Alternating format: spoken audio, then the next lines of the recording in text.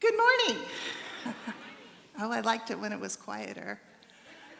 So I'm here to share a story with you this morning. And it's a real story. It's not my story, but I was a player. But before we get to that, Darla called me on Thursday and said, "What are you naming this? And what verse goes with it?" So I had to really think about, it's got to be on if it's maybe not. I am just technologically challenged this morning. Off. So the verse I chose, Ecclesiastes 4:12. Which Ecclesiastes is one of the books that Solomon wrote. It's supposed to be full of lots of wisdom. And this verse kind of comes, he's going through about, one person is lonely, when there's two, they're better, they can warm each other. And he kind of finishes up the chapter with this verse. The one may be overpowered, two can defend themselves. A cord of 3 strands is not easily broken. Nowhere does he go into where the 3 strands come from. So Sean was a lifeguard for many years, for those of you that don't know it. Very nice lifeguard. And every good lifeguard knows that if somebody is drowning, before you go save them, you toss them the life preserver. And if you go out alone, they can drown you. But if you go with the life preserver, it gives you both something to hang on to, it helps you help them and bring them back. And I think that is the perfect example of the last phrase. A cord of 3 strands is not easily broken. In life, we are given Jesus as our life preserver. And there are times we're drowning. And he gives us not just Jesus, but each other. But I'm kind of getting ahead of myself. Because the story I want to tell you happened back in March of 2018. So it's a beautiful day. It's spring. Matter of fact, it's spring break. It is the Friday before the local spring break. And my daughter is a senior that year. She's been driving for about a year. And so she's decided that she's going to go visit her friends. And she's going to be driving from our home in Nampa, Idaho, to Reno, Nevada. It is 410 miles. It's 2-lane highway. It is through the desert where the clouds touch the earth. It is some of the most beautiful scenery. Just for that, it's like the sky is so huge and you are so close. I don't think there's anywhere else I've ever felt closer to heaven, in the sense that the clouds really do seem like you could touch them. And I know she's going to love this drive, because to top it all off, she's taking my car, which is a little Fiat, and it's a convertible. So perfect for this drive on this beautiful day. And so this drive will take her about 6 hours, and I'm not worried. Like I said, she is a responsible kid, and I know she's going to be okay. I kiss her that morning. I say a quick prayer in my heart, just for traveling graces like we kind of all do, for when we're leaving each other. And she drops me off at work and takes my car. So we lived in Reno for about 5 years. And she made the best friend she ever made. They're still her best friends. And the girls have came to our house, but she's never went there. And this is the first time that she's there. And so she heads off on her way. I head on my day. Later that morning, early afternoon, I'm not sure about the time, kind of all gets jumbled. I get a phone call, which is a little odd to get a personal phone call at work because everybody uses my cell phone. It's kind of, you just don't get personal calls at work anymore. But I don't think anything about it. I answer the phone, and the voice on the other end says, Mrs. Blackburn? Mm-hmm. Mrs. Selena Blackburn? Yeah. Do you own a 2012 Fiat?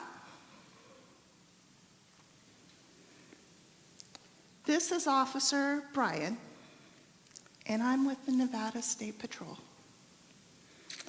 I believe your car was in a wreck this afternoon. Is Shania Blackburn your daughter? I had one of those tall desks at work that I was standing at, and I remember slumping to my chair, like my legs had just buckled, and feeling like I just had been cast in a movie where things were about to fall apart.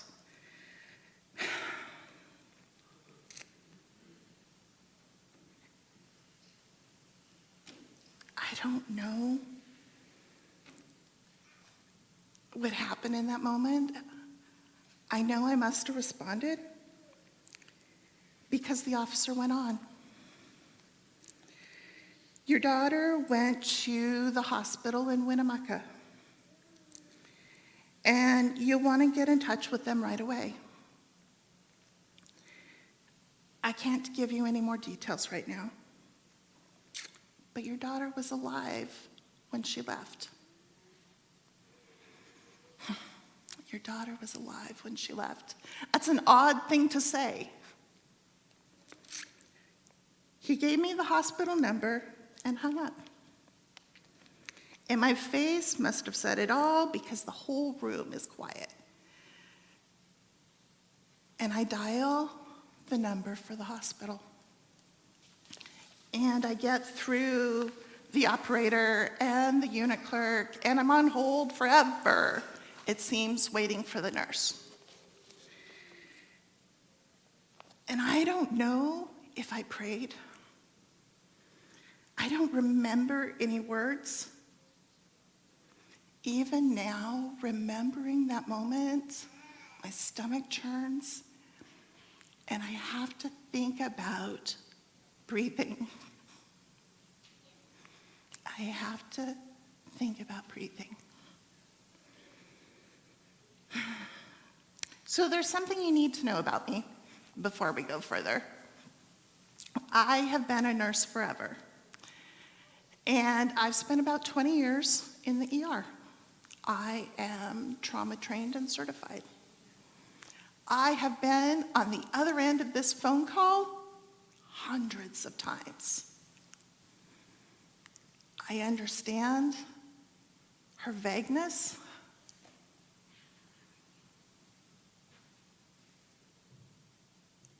And it is completely different when you're on this side of the phone call. So the nurse tells me they have multiple concerns about my daughter. It was a bad wreck. Evidently, it was head-on. It rolled. And there was a long extrication time. They just sent her back to radiology, but they got the head scan, and she doesn't have a head bleed, which is a great place to start, but there's a whole lot left. They're concerned about internal bleeding.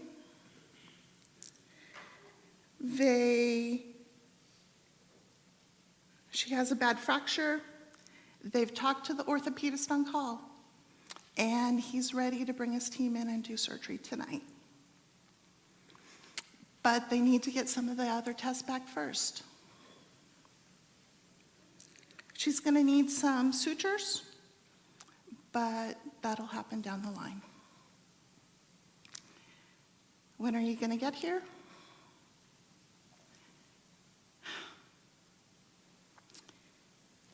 And it's at this point that I know Winnemucca is 270 miles away. I will lose cell service 40 minutes down the road. So anything that happens in that time, I won't know till I get my cell service back in Winnemucca. There is nothing through there. In trauma, there are things that increase the probability of negative outcomes. High speed, head-on, rollover, long extrication time. These are the things I know. I remember the darkness of that drive. It felt like a starless night. We were away from any city, and so there was no light. There was only the darkness. I could feel it, hear it, taste it. It enveloped me with all my fear like a blanket.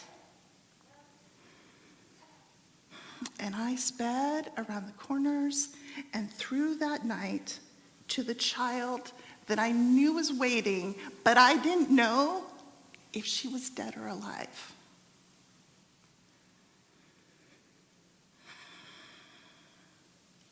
When God says, "Fear not," it's these moments he's talking about.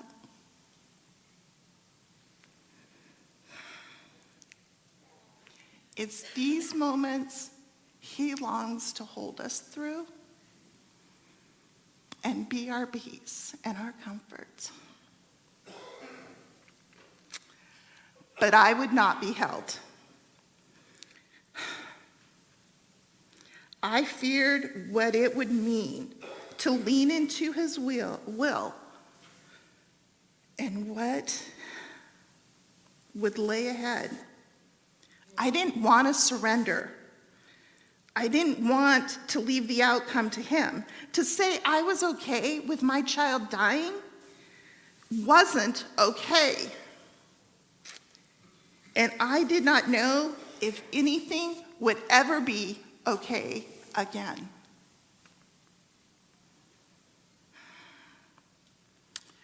Remember that memories are fluid. Each has its own path, like throwing pebbles in the water. We each feel them differently. And Sean will tell you this story differently than I tell it to you. Sean's struggle was different. My struggle I had with God was different than his. Mine was surrender. My hopes, my dreams, my plans, my child.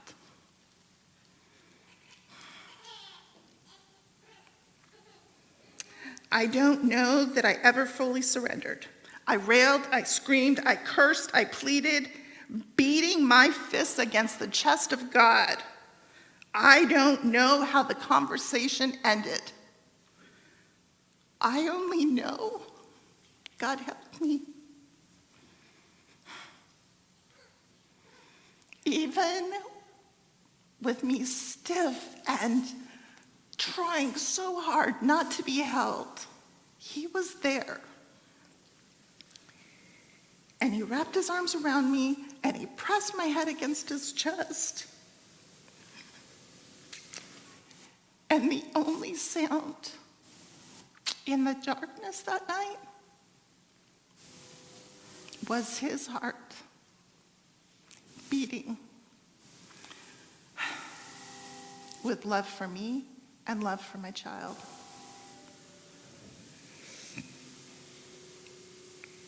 Friend, if you have been in the dark, the place where there are no words, only tears and confusion, God is not there to judge your response. See, you can cry, scream, curse him. He doesn't care. He holds you.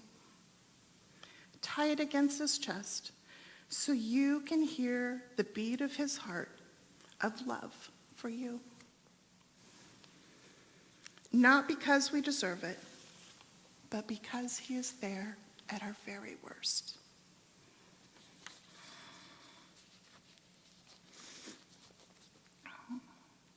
I wish I could tell you my heart was full of faith and this lovely story, but my story's not lovely. But God is.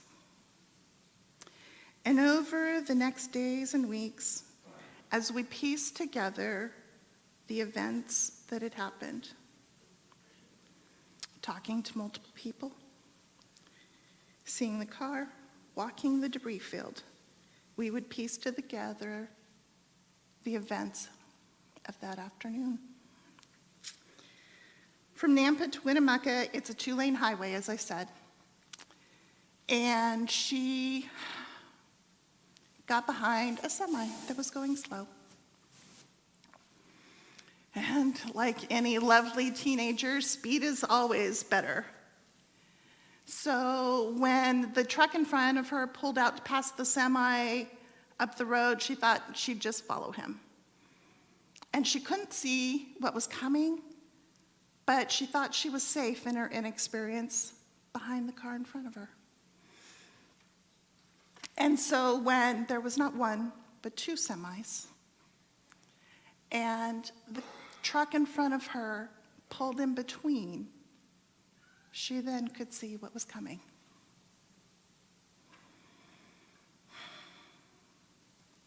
So she curved to the left to try and get out of the way of the oncoming truck. And bless his heart, he curved to the right to give her more room and caught my little Fiat with his big truck in the driver's corner and flipped her like a football going for goal. And she went end over end.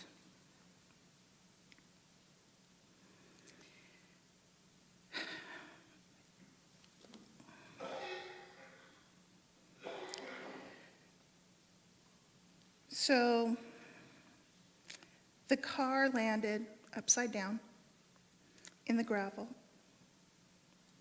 and it would take special equipment to shift it into a more upright position so they could cut her out. They would spend 3 hours extricating her from that car. And then they would take her to the hospital that was less than 15 miles away.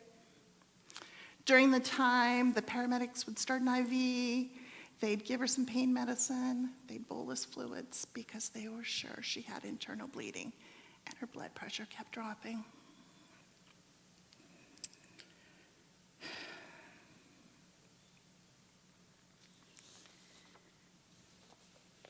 Her very first memory is someone screaming, "Get the paramedics out here. This is a rescue, not a recovery." She remembers the driver of the truck coming at her, cursing, angry about what a stupid child she was, and an old woman stepping forward and telling them to stay away, back down. and they'd listen. The crowd that was forming didn't. She would call the old woman Cheryl, and Cheryl would stay with her and talk to her about her grandkids. She would help her breathe, slow her heart rate when she got anxious. Cheryl would share her own issues with anxiety. And she would get her through this struggle, standing beside her, stroking her hair, assuring her this would be okay. When the paramedics came, Cheryl would fade into the crowd and they would take over. One of them would cover her with his jacket as they cut her out of the car. And she would fade in and out and missed most of those 3 hours. The significance of some of those things would not stand out until we learned that Life Flight was on the ground that day. That they were debating flying her to Reno, but thought getting her to the local trauma facility faster was the priority. The fact that the first responders thought they were recovering a body, not rescuing a child. Cheryl standing over her, touching her head.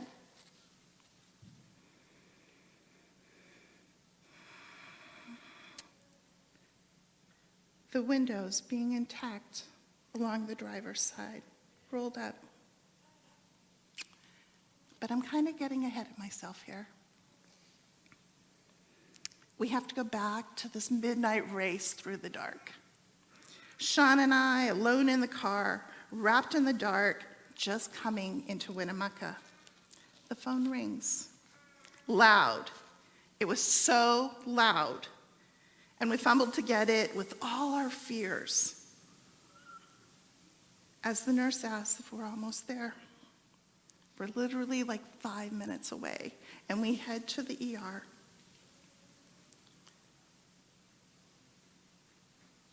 The nurse wants us to know that our daughter's discharged and waiting in the family room.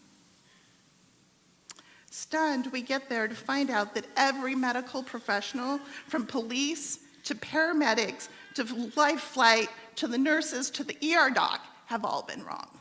In their multiple assessments, they have all been wrong. She only has a minor concussion and a small cut on her ankle that didn't even need stitches. It's covered by a Band-Aid. They sent her to radiology, no head bleed. They sent her again, no internal bleeding. They x-rayed her limbs and no fractures. And when they removed the air splint and the bloody drainage dressings from her leg that were covering an open fracture,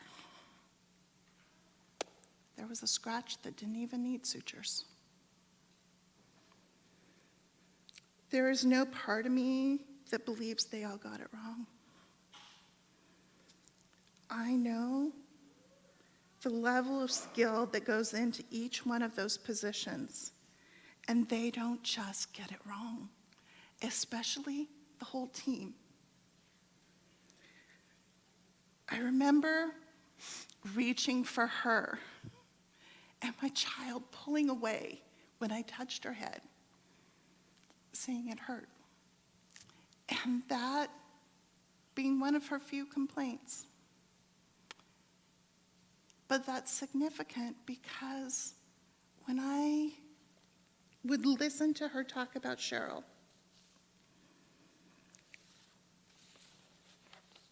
I finally asked her, didn't it hurt when Cheryl touched your head? Because, see, she told us that she was stroking her hair. And she looked at me puzzled. And she said, Mama, it never hurt when she touched me.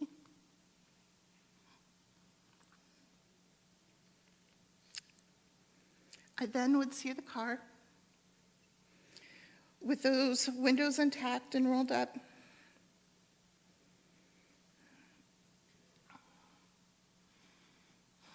Because I'd asked her, did Cheryl lay in the gravel next to you? Because you're upside down in this car.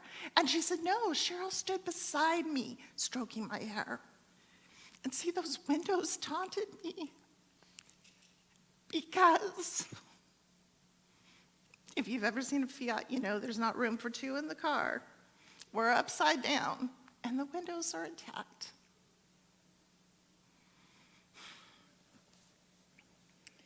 The only injuries my child sustained pointed to God's unfailing love and grace and the miracle of angels among us, and that healing is still in his voice.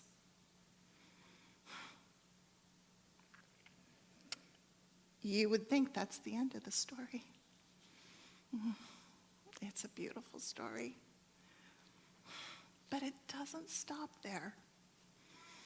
See, that wasn't enough for God. Fast forward a year. It is April of 2019, and I am going to the local women's retreat. And it's primarily local women. There's a few, any of you that know Caldwell, Nampa area. It's a large Adventist community, so there's some kind of from other churches that know different women. But it's an Adventist women's retreat. On the way, a couple of the women stop for gas, and they get to talking in the gas line to a couple of the women that are behind them about what each is doing for the weekend. And these strangers in line are just having a girls' weekend. Out, the two of them, not really having an agenda. And so, being good Adventist women, the women from my church invite them and say, hey, we're having this great women's weekend. We're staying at this lovely retreat. Come with us. And they do. Nothing better to do. Have a heart for God, and they come. And in the midst of this weekend, I tell you the story I've just told you. And I finish, and in the afternoon, one of the women comes to me. Oh, I forgot my pictures. So we'll back up. We'll get to there in a minute. I got to show you the wreck. So this is Nevada Freeway. We are about 14 miles out of Winnemucca. That is my daughter's, what she left in my car that day. It went from, like I said, end over end, corner to corner, which is part of the reason that she came out of it, because it always was on the metal crowbar pieces. That is the front looking in. They could not get her out through the open roof, so they had to open the roof, cut out the window, and work on getting her out that way. That's where my daughter sat. Now, they did pick up junk from off the road, the tow driver did. Kind of threw it in the car, that's some of the pieces. But that's kind of where it was. And so now back to the year ahead, where this woman comes to me in the afternoon and she says, I prayed for your child. And I look at her funny, like, what? I prayed for your child. And she is holding her date planner. And she says, I checked the dates, and I was on that highway that day, and I prayed for for your child.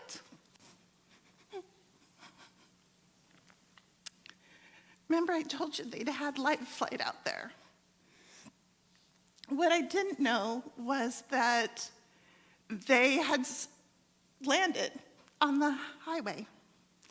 And so they stopped traffic in both ways. And it was backed up. And this woman was in line. And a year later, God worked it all out to have her here, to hear my story.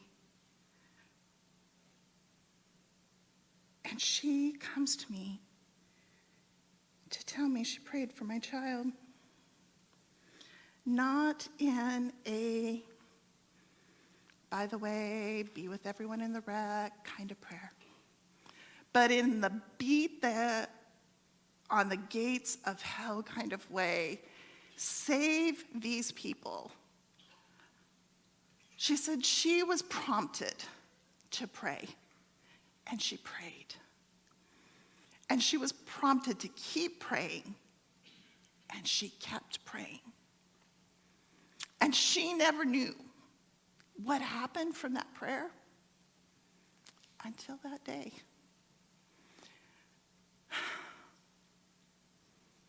I wonder where my child would have been without her prayer.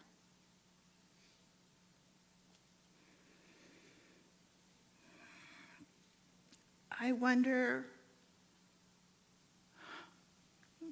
would she have had a brain bleed? Would she have had internal bleeding? Where does the prayer start and healing begin? Would she have even lived when they thought they were just recovering a body? Is that where the miracle began?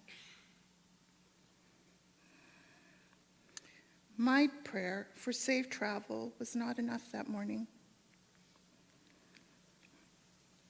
It was a whimsical prayer, prayed out of habit. Her prayer beat on the gates of hell. And God used that woman in line to go beyond the miracle of healing, using the miracle of prayer. Prayers open the storehouses of heaven, not in the way of us getting earthly riches, but in the way that lets the hand of God move in the lives around us. The biggest miracle was that of a stranger willing to pray. We live in a dark world, full of pain.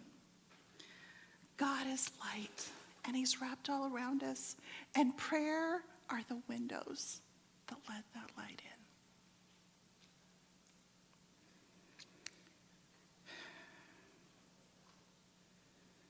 He only comes where he's invited to intervene,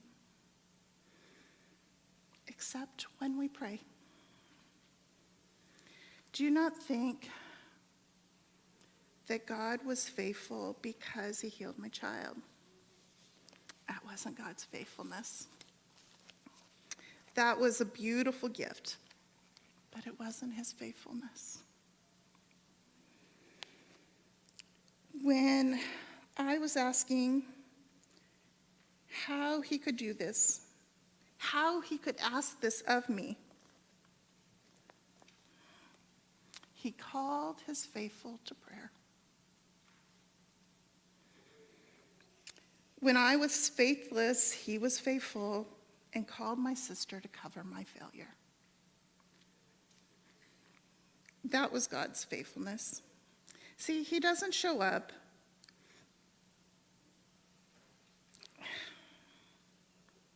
in the light. He's there in the darkness. And he holds us in this world of pain and sorrow. And he moves heaven and earth to help us see his love and grace. I am sure You have each walked in the darkness. You have been impacted by the pain and sorrow of this life. You know the lies, the hopelessness, the feeling like nobody's there.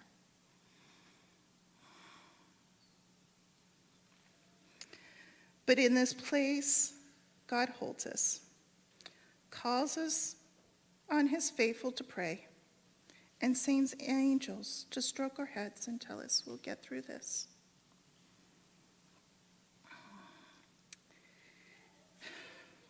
And a cord of 3 is not easily broken.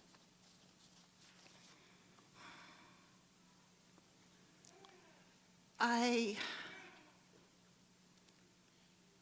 had no eloquent prayer this morning to pray after telling you this wonderful story. But I wanted you to leave with a prayer that I did pray for you.